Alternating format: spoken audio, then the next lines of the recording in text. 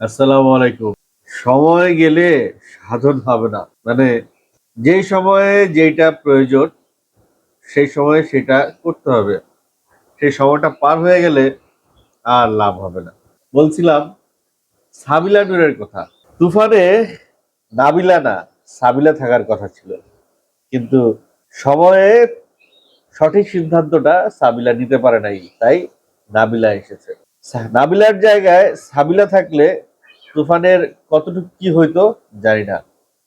তবে শাকিব খান যে সিনেমায় আছে সেই সিনেমায় আমার মনে হয় না অন্য কোনো ক্যারেক্টার কোনো ম্যাটার করে, খুব বেশি ম্যাটার করে। যদি না সেটা চঞ্চল চৌধুরী বাপের কোনো ক্যারেক্টার না হয়।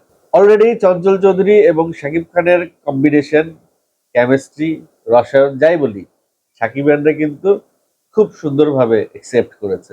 সাকিবিয়ানরা সাকিবিয়ানরা নাটকের শিল্পীদের প্রতি তাদের একটু নাক ছিটকানো স্বভাব ছিল। সেই জায়গা থেকে তারা কিন্তু নাটকের শিল্পীদেরকে চলচ্চিত্রে খুব একটা একসেপ্ট করতে পারতো না। কিন্তু চঞ্চল চৌধুরীকে শাকিব খানের সিনেমায় দেখার পরে তারা একেবারে ছেলে থেকে বুড়ো সমস্ত সাকিবিয়ানরাই চঞ্চল চৌধুরীকে দারুণভাবে তারা একসেপ্ট করেছে। যাই হোক, বিষয় আজকে সাবিলা নূর, চঞ্চল চৌধুরী নয়। প্রিয়তমায় ইধিকা পালের জায়গায় সাবিলা নূরকে অফার করা হয়েছিল। সাবিলা নূর তখন সেটি না করে দিয়েছে, কারণ তার হাতে আরো অনেক কাজ ছিল যেগুলোতে সে কমিটেড ছিল। ওই কাজগুলো ওই সময়ে ওই ডেটে করতে হইতো। প্রিয়তমায় এই কারণে তিনি না করে দিয়েছে। কিন্তু তুফানে যখন তার কাছে প্রপোজাল আসছিল, তুফানে তার শিডিউল ফাঁকা ছিল, তুফানেও সে না করে দিছে। মানে শাকিব খানের সঙ্গে, শাকিব খানের বিপরীতে অভিনয়ের সুযোগ একজন নায়িকা যখন না করে দেয়, তখন তার সম্পর্কে আপনাদের কি ধারণা হবে? সে আসলে কোন মানসিক স্ট্যাটাসে আছে? একটা সময় ছিল যখন টেলিভিশনের অনেক নায়িকারা শাকিব খানের নাম শুনলেই মুচকি হাসি দিত। অনেকে হয়তো ব্যঙ্গ করে বলেই বসতো যে আমার এত তাড়াতাড়ি মা হওয়ার দরকার নাই, এত তাড়াতাড়ি মা হতে চাই না। এই ধরনের অনেক নেগেটিভ কথাবার্তা, অনেক ইঙ্গিতপূর্ণ কথাবার্তা, অনেক খোঁচা মেরে শাকিব খানকে কথা বলতো নাটকের অনেক নায়িকারা। সেই সময়টা অতীত হয়ে গেছে, সেই সময়টা পুরনো হয়ে গেছে। এখন যারা এই কথাগুলো বলতো তারাই শাকিব খানের আশপাশে ঘোরে, তারাই এখন শাকিব খানের সঙ্গে একটা সেলফি তোলার জন্য পাগল হয়ে থাকে। তখন সাংবাদিকরাও কিন্তু দুষ্ট কম না। এই সাংবাদিকরাও আবার তাদের কাছে মুখ দিয়ে ধরে যে আপনি শাকিব খানের অনুষ্ঠানে, আপনি শাকিব খানের আশেপাশে, আপনি শাকিব খানের সিনেমা দেখতে এসছেন, আপনি শাকিব খানের সিনেমার স্পেশাল শোতে আসছেন, ঘটনাটা কি? তখন সেই নায়িকারা বা মডেলরা উত্তর দেয় যে শাকিব খান বাংলাদেশের অ্যাসেট, শাকিব খান বাংলাদেশের গর্ব। আমি ব্যক্তিগতভাবে তাকে পছন্দ করি বা না করি, তার চাইতে বড় বিষয় হচ্ছে বাংলাদেশের একটা অ্যাসেটকে বুস্ট করা উচিত, বাংলাদেশের একটা অ্যাসেটের প্রশংসা করা উচিত।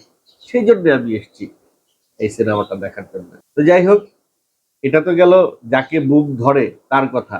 আর যাদের কাছে বুক ধরা হয়নি তারা কি বলবে আমি জানি না।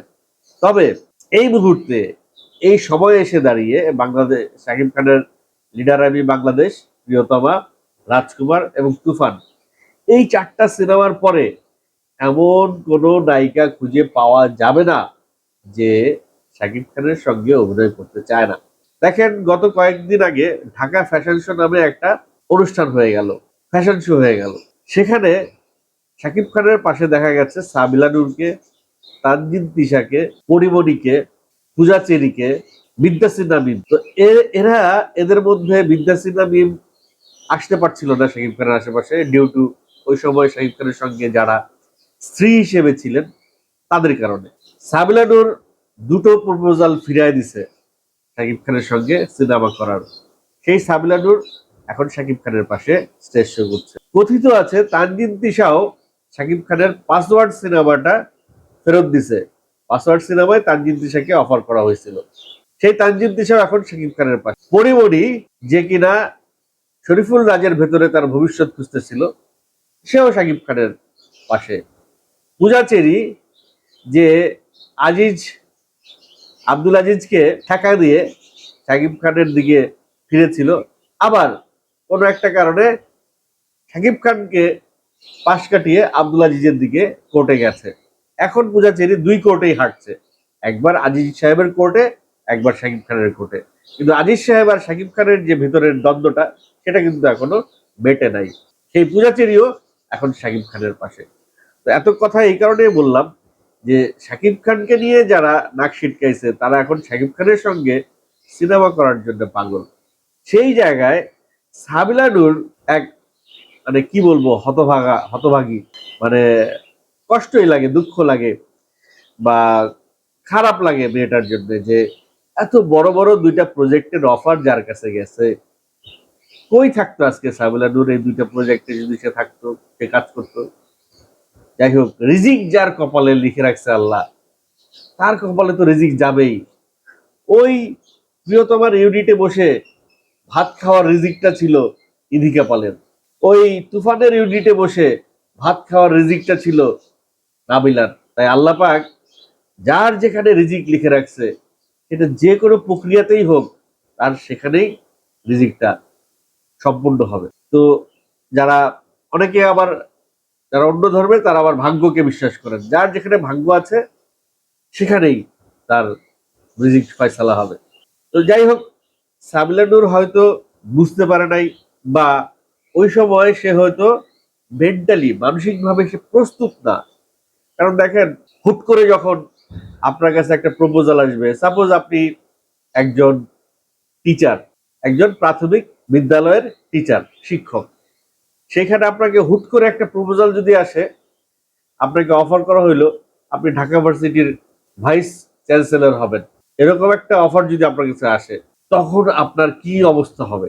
বা আপনি একটা ফ্যাক্টরির শ্রমিক, আপনার কাছে প্রপোজাল আসলো আপনাকে ওই ফ্যাক্টরির জিএম করা হবে, তখন আপনার কি অবস্থা হবে? তো আমি যদি বাংলাদেশের চলচ্চিত্রকে বাংলাদেশের সর্ব উচ্চ মাধ্যমটা চিন্তা করি, আর শাকিব খানকে বাংলাদেশের সবচেয়ে বড় তারকা চিন্তা করি, তাহলে নাটকের একজন শিল্পীর কাছে এই প্রপোজালটা যাওয়াটা আর ওই যে কথাগুলো বললাম, ওই প্রপোজাল যাওয়াটা অনেকটা সমান। তো সেই জায়গা থেকে আমার মনে হয় সাবিলা নূর মানসিকভাবে প্রস্তুত ছিল না যে এত বড় একটা প্রস্তাব তার কাছে আসবে, এবং তাকে পরামর্শ দেওয়ার মতো তার আশেপাশে, গাইড করার মতো তার আশেপাশে প্রপার লোকজন ছিল। দেখেন, ইতিমধ্যে মেহজাবিন কিন্তু নাটকে কাজ কমায় দিছে, সেও কিন্তু সিনেমাতে আসবে। ভবিষ্যতে মেহজাবিনকে শাকিব খানের সঙ্গে দেখা যাবে না আফরান নিশোর সঙ্গে দেখা যাবে, এটা এখন সময়ের ব্যাপার। তবে মেহজাবিন চেষ্টা করছে বিভিন্ন ওয়েব ফিল্ম করার জন্য যেখানে নারী কেন্দ্রিক চরিত্র হয়।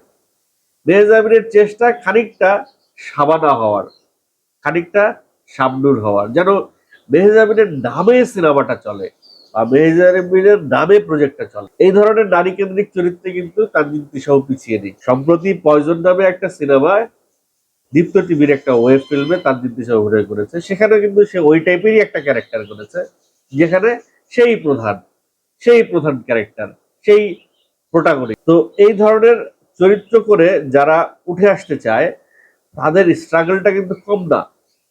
এই ধরনের গল্প খুব সহজে তৈরি হয় না, অনেকদিন অপেক্ষা করতে হয়, খুব সহজে দর্শক রিসিভও করে না। তো নিজের ক্যারিয়ারটাকে বাজি ধরে এই ধরনের গল্প নিয়ে পড়ে থাকতে হয়। সেই জায়গায় যেমন ববি অ্যাকশন জাসমিন করলো, মাহি অগ্নি করলো, তো এই যে ক্যারেক্টার গুলা ওরা করছে, তারপরে কি ওই ধরনের সিনেমার কোনো কন্টিনিউশন আছে? ওই ধরনের সিনেমা কি আর হইছে? ওই এক যুগে একটা হয়। তো এই ধরনের সিনেমা, হ্যাঁ, তবে সেই সিনেমা কিন্তু তাকে একটা আলাদা স্কেল দেয়, আলাদা মাত্রা দেয়, আলাদাভাবে তাকে দর্শকদের সঙ্গে পরিচয় করিয়ে দেয়, এবং আজীবন সে ওই সিনেমা দিয়েই তাকে মানুষ মনে রাখে। ময়ূরীকে যেমন ম্যাডাম ফুলি তো বোধ হয় ম্যাডাম ফুলি দিয়ে সবাই মনে রাখে। তো ওই জায়গা থেকে তাদের ভেতরেও একটা স্টারিজমের, সুপারস্টার হওয়ার স্বপ্ন তারা লালন করে। তারাও চায় যে তারাও লেডি সুপারস্টার হবে। বাংলাদেশে বুবলিকে অনেকেই জোর করে লেডি সুপারস্টার বলতে চায়, কিন্তু এখনো পর্যন্ত এমন কোনো বুবলির সেই কারিশমা বা সেই নিদর্শন নাই সিনেমার, যেই সিনেমাটা বুবলির কারণে ব্লকবাস্টার, বুবলির নামে ব্লকবাস্টার, বা বুবলি ওই সিনেমার কেন্দ্রীয় চরিত্র করেছে সেই কারণে ওই সিনেমাটা ব্লকবাস্টার, বা নাম বা নাম ভূমিকায় অভিনয় করেছে বুবলি সেই সিনেমার, সেটি ব্লকবাস্টার। এরকম কোনো রেকর্ড কিন্তু এখনো বুবলির নাই।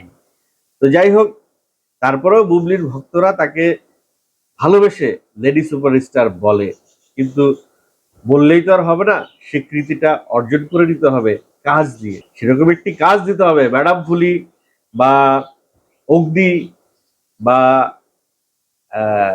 অ্যাকশন জাসমিন, এই ধরনের কাজ বা এই ধরনের যে কোনো একটা কাজ দিয়ে বুবলিকে এই সিনেমাটা হিট করাইতে হবে, সুপার হিট করাইতে হবে, তারপরে বুবলির লেডি সুপারস্টার তকমাটা হয়তো আসতে পারে। এখনো কিন্তু এই ববি সেদিন বলছিল একটা সাংবাদিকদের একটা ভিডিও ইন্টারভিউতে, যে ভাগ্যিস তাহার কার উপরে ডিপেন্ডেন্ট হইতে হয় নাই। দুইজন নায়িকাকে ইন্ডিকেট করে বলছে, এক অপু বিশ্বাস আর আর এক হচ্ছে গিয়ে বুবলি। তারা দুইজনই কিন্তু শেষের দিকে শাকিব খানের উপরে ডিপেন্ডেবল ছিল। শাকিব খান তাদের দুজনের কাছ থেকে সরে যাওয়ার পরে তাদের কাছে কিন্তু কোনো ব্লকবাস্টার সিনেমা নাই, সুপারহিট সিনেমা নাই। তো সেই জায়গা থেকে ববিও একটা খোঁচা মেরে কথা বলল যে ভাগ্যিস আমার কার উপরে ডিপেন্ডেন্ট হইতে হয় না। এই খোঁচাটা আবার অপু বিশ্বাস বা বুবলি কিভাবে রিসিভ করবে সেটা ভবিষ্যৎ বলে দিবে। কিন্তু বুবলির এতটুকু, ববির এতটুকু অহংকার করা যৌক্তিক, কারণ তার তার ঘরে একটা সিনেমা আছে নাম, যেটি কিন্তু কিনা সে প্রোটাগনিস্ট এবং সেটি হিট করেছে। সিনেমাটা হচ্ছে অ্যাকশন জ্যাসমিন, যদিও সিনেমাটা কপি বা নকলের একটা অভিযোগ আছে, গল্পের অনুপ্রেরণায় ওই গল্পটা তৈরি করে এরকম একটা অভিযোগ আছে। তো আবারও ফিরে আসি সাবিলা নূরের কাছে।